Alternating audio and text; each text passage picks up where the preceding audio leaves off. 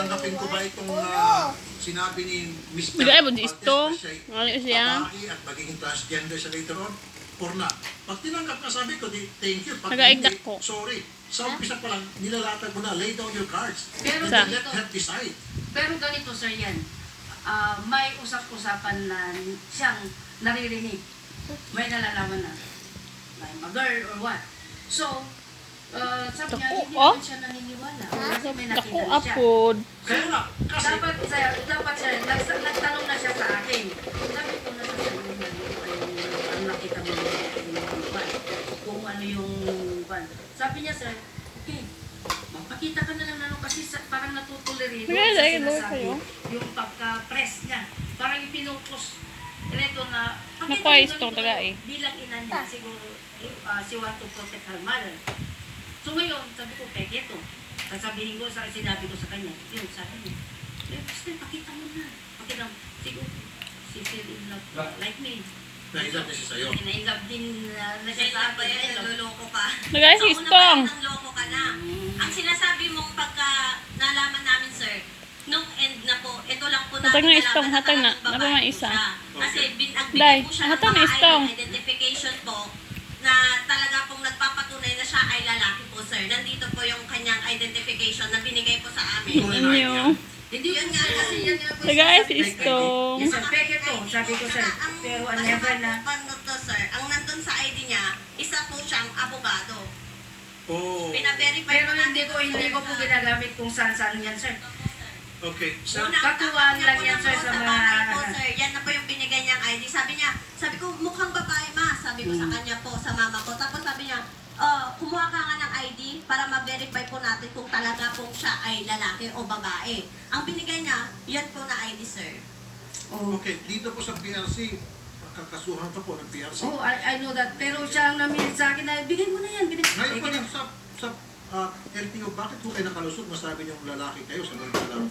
Ay, hindi rin po, ano Ano yan. ito? Fake po, pinagawa po sa akin, Bigas? binigay po sa akin yun. Hindi ko po alam kasi Hindi, wala eh. that time, Anyong day, anyong. Manlilinang ka. hindi po naman ganun po sa Ma'am, sir, ito na po yun.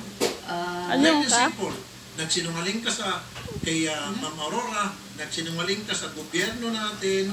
Pero hindi ko po ginamit sa mga ano siya. Pero ang Maski pangalan niya po, maski sir. lang, nag-produce ka ng gobyerno at government documents, pineki mo yung dokumento ng gobyerno para masakatuparan yung gusto mong gawin panluloko. Sandali lang, sir. Pwede kang kasuhan dito ng LTO, pwede kang kasuhan dito ng PRC. Yan po sa sir, katuwaan lang. Falsification of public Yes, I know, documents. sir.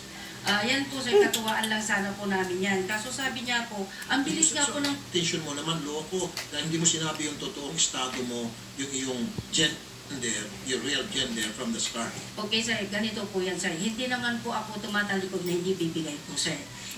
Yung mga pera niya na, kumbaga, ibinigay niya sa akin.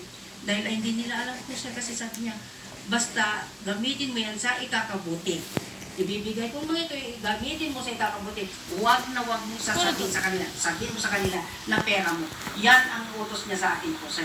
Okay, Miss Aurora, Oh, sir. Yes, sir. bakit gusto niyo pambawiin yung pera? Babawiin ko na, sir. Kasi sa Tang Gabi Kinig, tinanong ko na siya ilang beses. Ayaw ko marinig na ibang tao magsabi sa akin ang katotohanan na pagkatao mo. Pero idinidinay niya, sir. Kaya ngayon, hindi natupad lahat.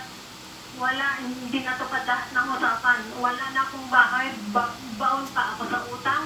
Tapos ang mga anak ko, wala akong isusustento sa kanila ngayon. 2 years, alam mo yan. At alam mo, ang hirap dito. Kaya hindi ko linusta yung pera sir. Sir, it doesn't matter whether nilustay mo o hindi yung pera, the fact na nanloko ka, I'll make sure pagbabayaran mo to. Kasi, sir, maraming hapon sa'yo dito. Yung LTO, pupunta ka naman LTO para sampatan ng kaso ng LTO, Falsification Public Documents, yung PRC. Ganito Yan, yan, ganito, sir. Yes sir, alam ko po yan sir. Yung pera niya sir,